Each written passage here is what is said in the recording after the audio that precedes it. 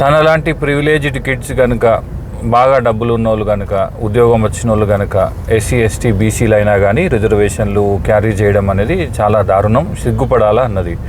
అవును సుప్రియా సూలే గారు, మీరు సిగ్గుపడాలి. ఎందుకంటే మీరు పవార్ ఫ్యామిలీ నుంచి వచ్చి ఎలాంటి వివక్షకు గురి కాకుండా, ఎలాంటి ఇబ్బందులు లేకుండా ఇన్ని సంవత్సరాల పాటు జీవించారు కదా. మీరు, మీ కొడుకులు, మీ బిడ్డలు, మీ మన్మన్లు అందరు జీవిస్తారు కదా. మీకు ఏం నొప్పి తెలుస్తుంది? మీకు తెలియదు.